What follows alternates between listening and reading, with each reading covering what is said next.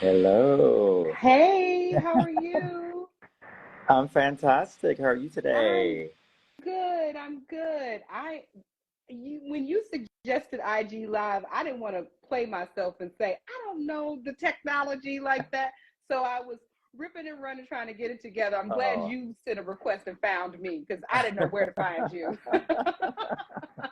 No, I haven't done one in a while, so I was getting a little reacquainted myself. I'm Yeah. like, I think this works. This is how you do it. But Yeah. yeah, Oh, it's so good to see you here, and we're overdue for in person for sure.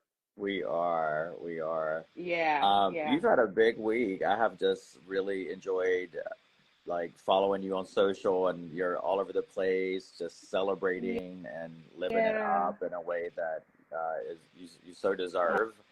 And Oh, thank just you. congratulations to Oh, you for all of it. thank you so much. It has been an incredible launch week. And I've been received so beautifully by so many of our friends who are in this space, and even folks who, this isn't their jam. They don't talk about the things that we're talking about all the time around repair and reparative capital, but it hits their heart.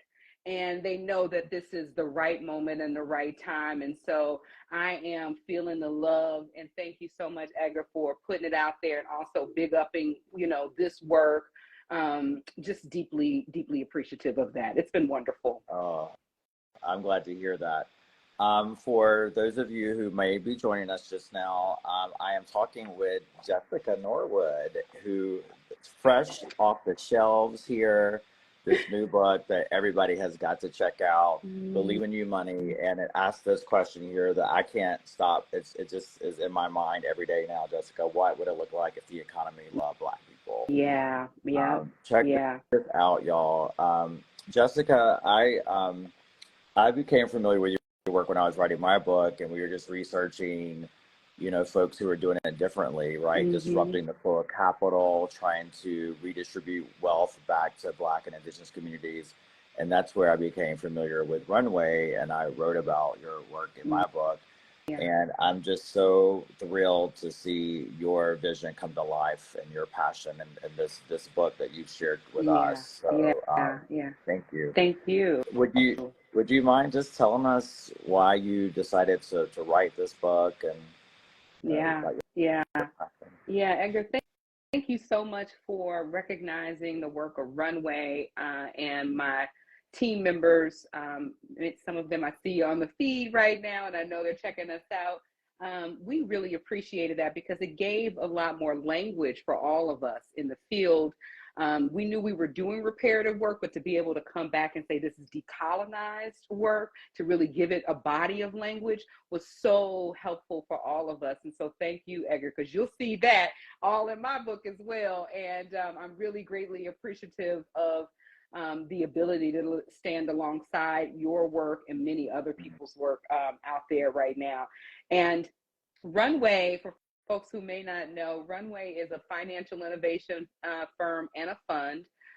We do lending to Black and Brown entrepreneurs, primarily in Oakland area, Boston, Chicago now, and soon to be the US South.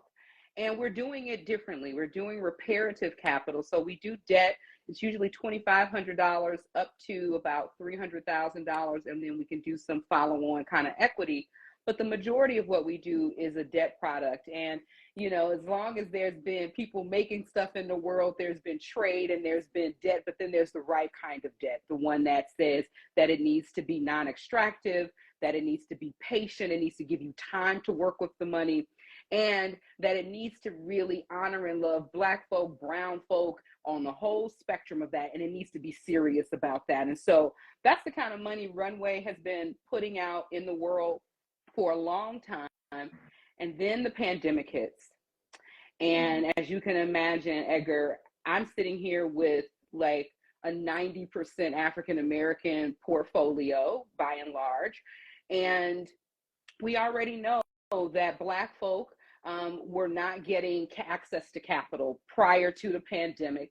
And what it meant is that they were going to already be subject to more closures, higher rates of failure, because they couldn't be closed one week let alone a month or an untold future at that point. And so I am rightfully shaking in my boots at that moment. And I'm very scared for them, for us as our business, for my team members. And I was a fellow at that time at the Center for Economic Democracy. Shout out to Aaron Tanaka and Maka Agbo and the whole crew. And they had a phone call where they wanted us to talk to their community of folks and talk about, answer that question, that Grace Lee Boggs question, what time is it on the world clock? And I was sitting there and it's like maybe the first week of April. So the pandemic is just beginning. We're just giving it a name at this point. And I'm struck by the question. And I end up saying, well, what would it look like if the economy loved Black people? And everybody was just silent. And I was silent because I couldn't answer the question. But to me, what time is it on the world clock? It was time to answer that question. What does it look like when the economy loves Black folks? And that question kind of became my North Star. And I started watching in that moment our friends, our comrades, our fellow folks and lover of democracy going out and hitting the streets and protesting against the violent murders of Breonna Taylor and George Floyd and others. And they're doing this in a pandemic, right? They got their masks on. And this is as dangerous as it can really be. You're out here for a subject matter that is really violent. And you're doing it in a pandemic at this point. And I'm watching friends and other folks do this. And then all of a sudden, Edgar, the conversation like shifts in some way. And then everybody starts saying, well, let's help Black entrepreneurs. And I'm like, wait, what? I thought we was 1 + 1. I thought we were talking about, police brutality and over policing in our communities. And I thought we were talking about the unjust murders of these folks. I didn't know we got to support Black businesses. And I talk about this in the book around what this policy has meant. Where every time that you have an activation and you have a community of people coming together and talking about issues of economics and power and all of these things, immediately let's put a little capitalism, sprinkle a little bit of that on there, and you know what I mean. And let's just see if you'll take the bait for that. And so they're asking Black entrepreneurs to fill out applications for grants, right, all over the place. You got, people had, I remember one grant application where they had, they were going to award 5 $10,000 grants. And they opened it up to an untold amount of people, so they get hundreds and hundreds of applications, right? But you only have $50,000. You could have called somebody and just told them, I got something for you. Let me bless you with this resource, And so I'm seeing where we start putting more and more stress on these entrepreneurs. And remember, at a time where they don't have the capital that they need.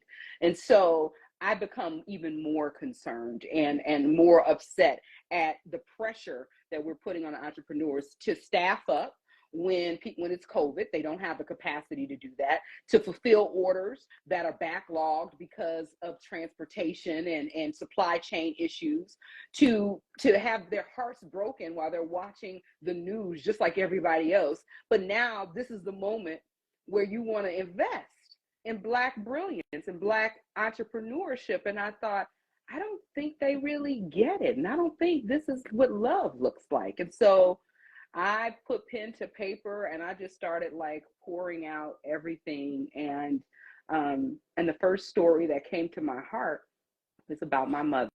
And that's the first story that I share in the book, about what it was like watching my mother pursue her entrepreneurial dreams and the walls that she faced, the glass ceilings that she hit, and not wanting to see anybody else go through that. If I can help it, if I can share what I know on this journey of Runway, I wanted to do it. And that's where the book came from.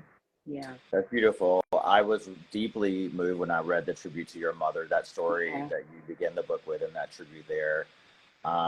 Everybody knows I'm a big mama's boy, and my mother deeply impacted my worldview and my approach to philanthropy as well. So that I felt really connected to you through that story. So thank you for sharing that. Yeah, thank I you. know she is hella proud of you right now.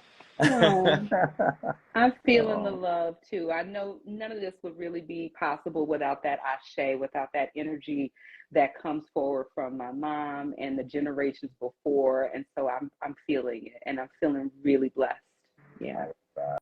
Yeah. you touched on it a little bit, but I'm wondering for folks who just don't haven't looked at these issues as closely as we have, perhaps. Can you just break down like what the problem is, like why, like what is the evidence that we currently have an economy that doesn't love Black people? What are the issues that Yeah. we're seeing out there? Yeah. Yeah.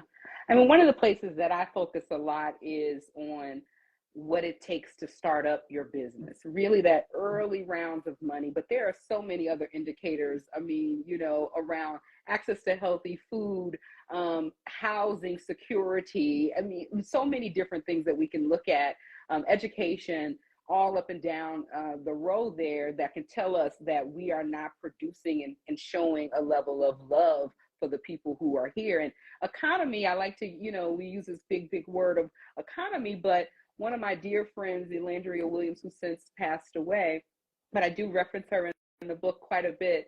I always love the way she described it, which she would say an economy really is how you take care of home.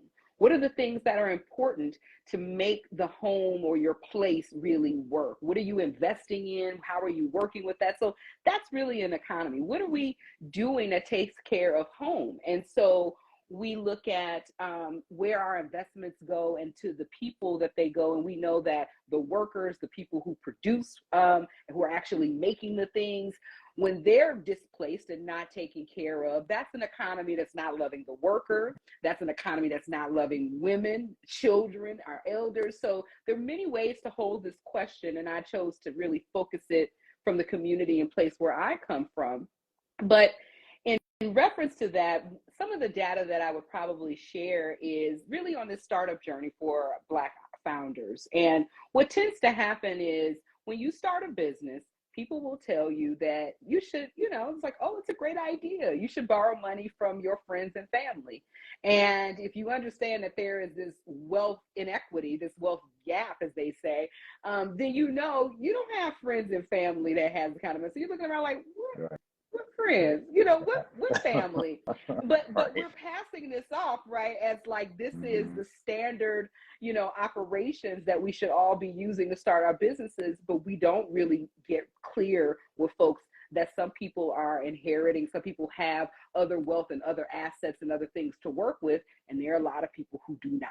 And so what tends to happen along the road is that because you don't get that early round of money, all of the other money that comes afterwards, whether people are talking about, other debt, or they're talking about equity, or they say mezzanine, or they say, growth stage, whatever frame they're using to talk about the different pots of money, you won't be in the stream. Black folks won't be in the stream to get that resource because they weren't supported from the very beginning, right? And so when we see numbers like 1% or, of VC capital going, that is in part because of the people who are making the decisions. So you have to have more diverse fund managers and so forth. But it's also because the starting point doesn't get you a pipeline of investable projects. You haven't made an investment in the beginning of this. And so Runway is always set out to help really shore up and bring more attention to the early rounds of money.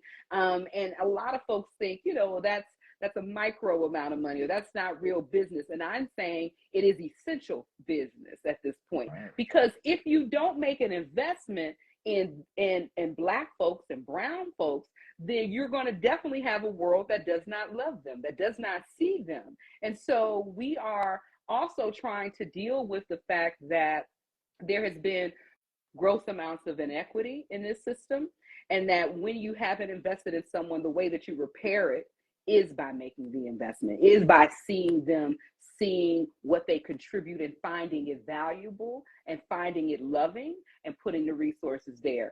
Another data point that I'll share alongside of that friends and family round and the 1% venture money is that entrepreneurs are spending about Black entrepreneurs, excuse me, are spending about $250,000 more than white entrepreneurs at the beginning just to get to the same outcome or the same level of information. And they're spending that getting coaches. They're spending it going to conferences to try to get networks and access to the resources and shelf space and market access. They're spending it on higher fees, on the debt that they're getting. And so not only are we not giving the capital, but we're taking the people who don't really have it and putting them in a more precarious situation and having them to take a lot longer to really get going with their companies, but also spend a lot more just to get a little bit of the same information and the same movement. And that is what this book is really addressing and talking about, to call that out and say, hey, we need to be for real about the pressures we're putting on our Black and brown entrepreneurs, particularly at a moment in time where the world needs them to be developing more. We've got climate issues, we've got education issues, we've got technology booming, but we have no seriousness about how we're going to get people really into that pipeline. Oh God, that's so good, Jessica. Yeah, I mean, the same is true, of course, in business investing and in philanthropy, right? Yeah. The old adage of you got to have money to get money. Yep. And it is super unfair in this economy that has been rigged against our communities. So yeah. I'm so glad that you are bringing light to this conversation. Yeah. And I knew that first point about the friends and family because I lived that. But I did not know about the additional startup costs that Black and brown folks, entrepreneurs, are having to take on just to try to have a fair start with their business. Yeah. That's mind-blowing. Yeah. Tell me, so this book, I'm gonna keep holding it up. Believe in You Money. It's so good, and it's enjoyable to read. You know, sometimes these issues are like hard, and you're like, but it is getting to the point. It's very clear. You're laying out the problem and a beautiful vision for how to change it. Thank you. But Believe in You Money. Tell me about a time where you received some Believe in You money. Who invested in you? What was that like? And you have to answer it too, Edgar, because I love to hear this answer too from everybody else. But there's so many times that it's happened to me. My first memory of it is my grandmother, saying, "Come here, baby," and putting a little bit of money in my hands when I'm going away to school or something like that. And she was, one of the chief investors in who I am and what I was interested in. Even when my parents were like, "Why is she doing that?" My grandmother was like, "Let her be, let her do her thing." And so, I like to start off talking about our families as these investors, because so often we don't think of ourselves and our people as investors. And I love that you do a lot of this, Edgar, is you really lift up the fact that we come from givers. We come from people who pour into one another and put that Believe in You money, that kind of money that says, "I see you, I know you are worthy and valuable," into one another. And so we have that magic, that ashe, that underpinning of who we are already moving in our DNAs. And this is an invitation for us to bring that back forward into the world. And that to notice that is the antibody, that is the solution to the madness right now, is to be and put more generosity in our movement, in our money, in what we believe in and who we say we believe in, and who we think is risky or not. And so my grandmother was one of those first people. And then along the way, I had a college professor who I was on some shaky ground, and whatever I was doing, it was not cute at all. I won't even get into it, okay? But it was definitely not right. And this professor, who was the dean of the liberal arts college, pulled me aside, sent me a letter, and called me to her office and said, "Listen, I think you can get a degree from here. However, you need to get yourself together," and asked me when I graduated to please just introduce her to my parents. And of course I did. Dean Doderline was that dean for me, who saw my potential, saw that I might have been wilding out a little bit, and was like, hey, come here for a second, get yourself together. He gave me a nice little scholarship. So I'm doing bad, but you helping lift me up. And it was a blessing because if I thought I was moving as someone who was invisible in the world, there was somebody there to see, no, I see you and I see what you're doing and I see what you can contribute. And that was a beautiful investment. And then one of the significant ones, the cash ones, I did win the Nathan Cummings Fellowship for Economic Disruption. And I've been in a lot of fellowships, Edgar, and all of them do not come with money. So when you get one that comes with a little bit of money, you are like, whoa, and and the folks at Nathan Cummings Foundation, they are just great, great friends and have been for a long time. And they also gave me office space. They printed out my name on their business cards. And so it gave me access and relationship. And I could hold meetings at, the office in New York as a fellow. All of those things. Sometimes it's not just the money that you need. And the money is what I use to start actually Runway. But it's not always the money you need. Sometimes you need folks to believe in you and to just give you another chance.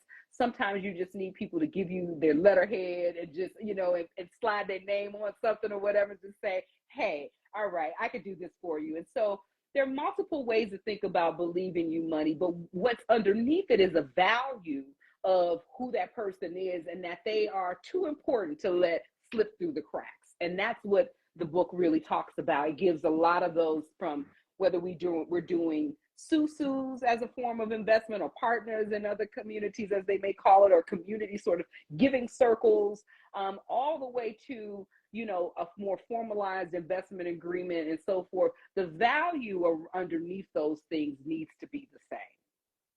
Absolutely. Yeah. We would have been good friends in college, I suspect. we would have been good friends, let me tell you. I have my moments of wilding out. Your story reminded me, I'm so glad I haven't actually even thought about this for a minute, but when I was in college, I had, it's the first person in my family to go to college. I was navigating University of Chapel Hill, big institution, and I was working 2 and 3 jobs. I actually had a full-time job at a nonprofit, like a grown-up real job. And I was working second and third shift in the computer labs on campus, where I was able to kind of do my homework and pull out all-nighters in the computer labs working. And I had the opportunity to win a scholarship from this family who had, for several generations, been alumni of the university. And I was the first recipient, and I went to dinner with the man from the family who was setting up the scholarship. And he said to me, we want to give you this scholarship, but one requirement is we want you to quit one of your jobs. And what would it take for you to quit one of these jobs so that you can really enjoy being a student? You don't, they were concerned for my well-being. And so they put all these extra things in there where I ended up quitting one of the jobs. They subsidized me in a way that didn't impact me financially. They were paying my tuition. I got some kind of bonus based off my grades. I'm trying to I forget exactly what it was, but there was some incentive in there. Yeah. And then I believe like once a month or once a quarter, I would go to dinner and just have someone, this very successful person, to talk to. And it was about the money, but also what you said, this person like believed in me. Yeah. He was like, this young man is here working his fingers to the bone. I want to, like, support that. He saw in me maybe what others didn't see, and made a huge difference. I was able to graduate from college with not a lot of debt, and just having that support, and was like a parent kind of cheering me on. My parents did not go to college. They don't know how to navigate all that. So it was really just a huge benefit to have that. Yeah, that's beautiful. Thank you for sharing that with me. Yeah. I love it. So I keep saying, Jessica, that we are in an era of truth and repair and healing. There's so much happening across the country, the movement for reparations, a movement to create truth and reconciliation for Native Americans. We're seeing in philanthropy this reparative philanthropy movement. And of course, in corporate America, we're seeing some of this work happen as well. I'm curious what you see happening around reparative capital right now, what momentum, what's inspiring for you, Yeah. who are some of the people leading this work that are giving you hope right now? Yeah. There are some really beautiful things bubbling up right now that I love. I mean, one, Edgar, your work and around the reparations conference, just bringing different people together in a really thoughtful way. And there are other movements of reparation conferences in communities all over the world. And so being able to like follow what's happening in the conversations, I think it feels really powerful. It feels like a moment in a time that has arrived for us to be very serious about what we mean when we talk about reparative capital and reparations. I also see a lot of folks deepening more on their healing work, more in their, and integrating those things. It used to be where you have to kind of talk about your healing work over here, and then this is my business here. But I see much more of that fusion starting to occur, and I think it's in some really thoughtful ways. I get to do work with Runway that has reparative terms. The Boston Ujima Project also has beautiful strategy around that. Seed Commons, which is a cooperative network of financiers that are financing cooperative businesses around the country, also have non-extractive, really beautiful terms. There are a lot of people who are putting up great work, I think, on the real estate front. There are a lot of beautiful projects there. I know Nikishka Iyengar in Atlanta with the Guild is doing some wonderful reparative work. East Bay Cooperative is over in the Oakland area, reclaiming land and taking land off of the speculative market and putting it back into the hands of community, particularly artists in that area. So I'm seeing a lot of really beautiful projects that I think have, this is this question of like what the scale is, but I don't think it's that the organization scales. I think the ideas, the frameworks, the underwriting, those things continue to move forward. And so it may look like different iterations based on the place and the people that are there and what makes sense for what they're working with. But I find all of it to be incredibly encouraging, and it allowed me to step out more and say, all right, now let me push it a little bit further. now let me tell you a little bit more about what it needs to look like, what it is that you're going to need to evaluate in your work. And so the book lays out six places of evaluation, six places of conversation. I mentioned about risk, how we understand risk. What does it mean to move from a transactional relationship to a transformative relationship? And our friend Sonia Renee Taylor broke it all the way down in that chapter, which was really dope and incredible. And so I think now is the time for us to really look at, are we even measuring the right things? I mean, that always gets me when people are saying, well, Black entrepreneurs, at least from what I understand, they're looking for spaciousness. And so, when you talk about your story of the Believing You money, and they said, what does it take for you to stop working one of these jobs? That's a spaciousness, right? And so are we measuring spaciousness? Are we looking at what the quality of life and rest is? Not just, can I pay myself or can I create more jobs, but the quality of those things.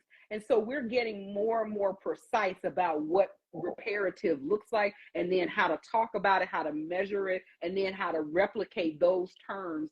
And I'll tell you, anybody who's listening right now, we can do this. Runway has taken these same terms that we use, and we have put it in depository institutions, publicly traded companies. Nothing breaks. It works. And in fact, all it does is create more opportunity for the entire community to come together. So there is real restorative healing properties in showing up in right relationship with people and their resources. And so I'm seeing it happening, and now it's time for us to keep pushing more and more and more. I love that. I love that folks like you who have been like in the business are able to make the case that it's not just like the morally right thing to do, but it makes good business sense, right? Like, we know how to take $1 and turn it into something in our communities. we know how to bring that investment back. I think a lot too when I'm in sort of like conversations around business, this ROI Yeah. thing, right? Like thinking about the return on investment, and historically that limiting like definition of what return Yeah. on ROI is, right? Yeah. And expanding that to be more holistic, I think is one thing that has to happen in order to shift the incentives and influence the incentives in the finance industry that are Yeah. just upside down to what we're trying to accomplish here. Do you have Yeah. thoughts about that? Like it is a more Yeah. holistic. It's just not monetary, but It's there are things that not. we're not measuring, as you were saying. Right, right. It's so true. I mean, people talk, they throw these terms around, but what it starts with is the idea that we're centering the capital holder and not the actual builder, maker, the person who's taking the risk every day. The person who's the entrepreneur or the nonprofit executive directors or the community members, those are the people who we should center instead of the capital center, the capital provider. So we first are upside down on who we prioritize, right? And that is a field wide, that's also the stickiness of being in a capitalism, a capitalist world, where it's like, oh, the money is the most important thing. If I don't get the money back, then everything has failed. Never mind, somebody learned the things, people were employed, communities were stabilized. Never mind that those things happen, but if there is a loss of capital, then the assumption is that there was a failure. And I think that that's absolutely incorrect. And again, it centers the capital holders and not the people, the makers, and those communities. And so what I love, and Brendan Martin, who I interviewed for the book, you got to read this chapter. This is the chapter in Risk, talks about this point about what is it that is too risky to lose, right? So if I want a return on my investment, then what is the return I really need? What is the return that really matters at this point, right? And he gives this example about a factory in a community, and if all we're thinking about is the people who own the factory and them needing to close and so forth, but not thinking about the jobs, not thinking about the housing in the area, not thinking about the education, not thinking about all these other things, we're making a judgment that the capital is the part that's more important that you can't lose, instead of the people and the community and so forth. And so when we talk about what a good return on investment really is, it has to prioritize the people who are the makers, the people who are holding the risk, who are doing the work.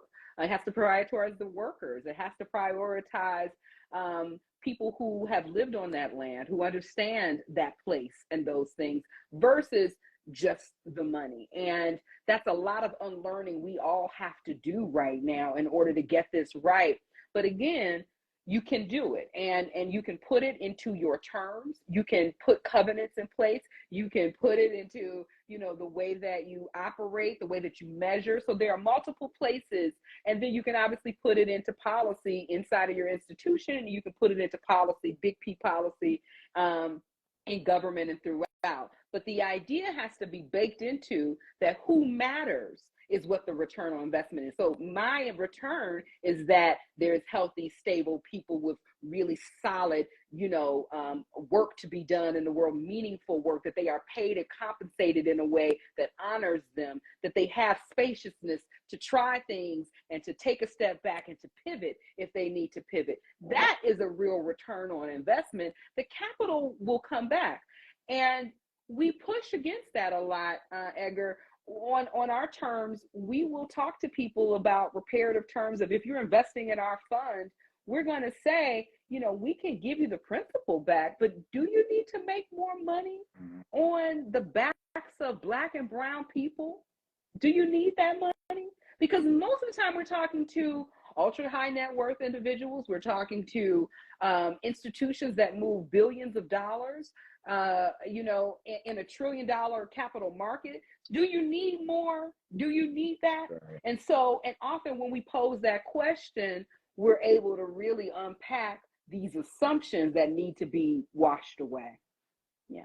Yeah, I really appreciate that question. I think that's the rub with capitalism, right? Because it always needs more and more and more on the backs of Yeah, people of color, Black folks, Indigenous folks on the planet. yeah, I think I really like where your comments were hitting for me. This something I think about a lot is helping folks who have the resources, the gatekeepers, the investors to these resources, really understand this major just shift in the paradigm, that shifting the narrative around, the poor Black and brown people who can't be trusted with money, all those things that we face yeah, when we're trying to get investment, but also like what's in it for them, right? To really understand the return on investment is actually, there's a healing opportunity in it for them. I say this a lot because I spend yeah. probably most of my days talking to wealthy white people. Hmm. It's not just, it's not that we're, trying to get your money necessarily for Black and brown people. We are trying to do that, but we're also extending an invitation to you, a lifeline into your humanity for an opportunity Yeah, for you to heal, right? And to be a part of getting into a right relationship. So that's where the reparative piece comes in. Is it is helping to repair the gap in community, but also repair something in them that yeah, is broken because they have internalized, hundreds of years or thousands of years of being a certain way or thinking a certain yeah, way that is not paying off for them and community as well. yeah, So that, yeah, yeah. I don't know if you have any thoughts about that. Yeah, I mean, I'm similarly, having conversations with different folks about all of this. And um, one thing that I really appreciate, our investor relations person, Alicia Delia, brilliant, brilliant person, wrote this manifesto on our website that really guides how we manage our financial relationships, whether it be grant capital or investment capital. And Alicia talks about this very thing, Edgar, around really opening up your humanity, giving you a pathway to really beyond being known for having your money. What about your heart? What about who you are as people, what you care about, right? And giving you an opportunity to step more fully into that position. And a lot of times, what I notice though is when I start talking about race and money, and I have to laugh because they're like, oh, here she comes again. When I start talking about our history around racism in this country, which we know is just not a real thing, but it is really happening. When we talk about the exploitation of the land of Black indigenous peoples, when we talk about this sort of full thing, people get paralyzed, right? And they feel like, well, that's a lot. It was a long time ago, and I don't know what it is that we could do. What I love about this moment and the work that you have with Decolonizing Wealth and your funds and in our work is that no, there is a real way that you can be activated and to do something that is meaningful right now.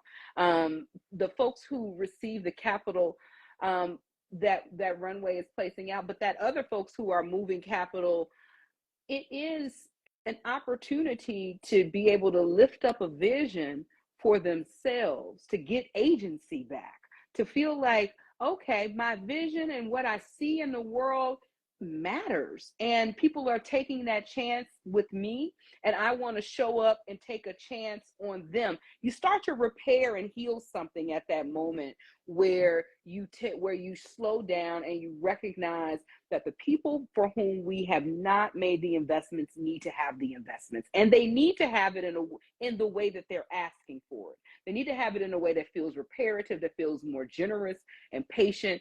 People are willing to work with folks, but we've got to show up for one another in a different way. And so yeah, I find that these conversations really turn a lot more, and I imagine, Edgar, you've probably heard a lot of wild things too. Some of the wild things that I hear is, do they even really need the money?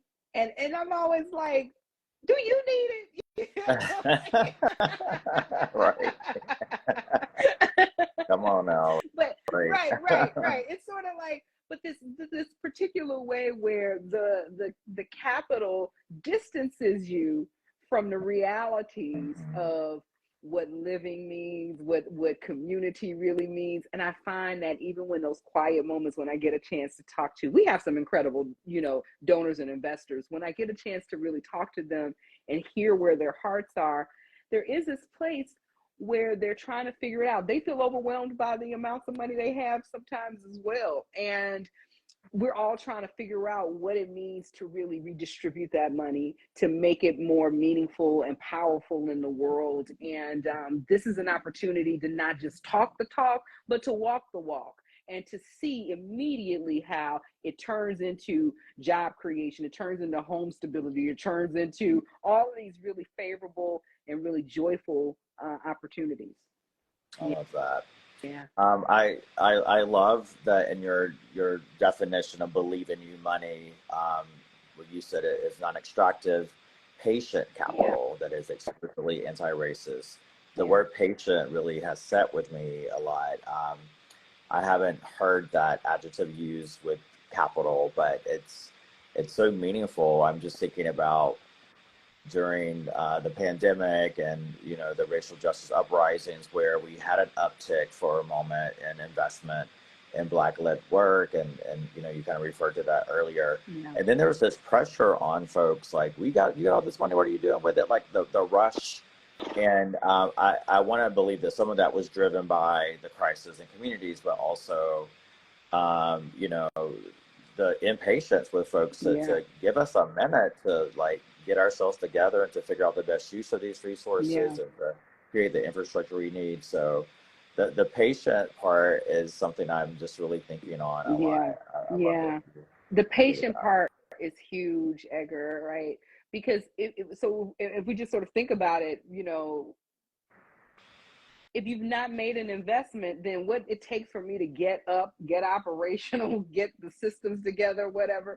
But we're often giving, I mean, on the philanthropy side of the house, 2 or 3 years to solve a 400-year problem. It's sort of like, Yeah, wait a second, like yeah. this isn't matching what you're actually asking for. And we've taught the world and the community to take the 5% that philanthropy is putting out in the world and to say that that is going to be enough to challenge these systems and do it in 2 to 3 years. And if not, I don't know if we can ever support that again because now our priority has changed. We're in an election cycle. I mean, that's what it sounds like. It's madness at this point. It is. And so if we say we love Black people, right? If we say that we care about these communities, then you have to stop now. You know what I mean? It's just sort of like there's no real good reason. And we've had some of our philanthropic partners and investment partners look at what we've asked for around patient capital and stretched and said, okay, we can do this amount of time, but we will commit to this amount and this amount because they understood and really heard us. And so I want all of the folks who are listening to us and who get a chance to really hear your work and what you're doing to know that these things, we talk about systems, but systems are just people. And these policies and these ideas can be changed, and the change that we're looking for is pretty straightforward. It's very clear. We're looking for more time, more space, more patience to work on a thing. And here's the thing: what happens if we fail? Right? What happens if you put something out there, you try it, and it didn't work the way you expected? Nothing. We learned a thing, we did a thing together, and then we will do other things. We have to stop making it feel like, and particularly for Black and brown folks who feel like this is my only shot. This is my only opportunity to ever try this. So I can't fail. I have to be twice as good, 10 times better. I don't get to sleep. We've got to give space. We've got to take the pressure off, and we've got to honor the fact that you are human. You have contributions. We want to hear about them, and we're not looking to turn our back on you anytime soon. That has to be the way that we talk to folks and how we move with our resources at this point. All right, you said that. Yeah. That's right. Well, Jessica, I could talk to you all day. This is so I rich, know. and Yes. I know you probably have 5 events today, so I won't hold you. You're out there burning it up, and so proud of you, and just love the work that you're doing. Is there any parting thoughts, that anything that you want to say that you didn't get to say before we wrap up here? Oh my goodness. Well, I mean, I said a lot, y'all, and thank you for all hanging in here because we didn't get a we didn't get a dip. We hung in there solid. So thank you everybody who hung in there with us. Edgar, thank you for the beautiful Sure. questions. Thank you for modeling what it means to show up in community and to really just open the doors for all of us to be able to walk through. I just appreciate everything that you're doing in the world and feel so much gratitude to you, because like people don't even have a great idea of the footprint that you have made and continue to make with your philanthropy and your relationship building and partnerships. And I am really, really grateful. And yeah, for everyone else, I hope you get a chance to get the copy of the book. And there's some beautiful discussion questions in the back of the book, so you get to use the book as a way of talking to other people, of questioning and wondering about where you learned about money, how, you know, and how you unlearned some of those kinds of things that may be keeping you back from believing in other folks. And for the folks who are putting out Believing You Money, thank you, thank you, thank you. Let's keep it going.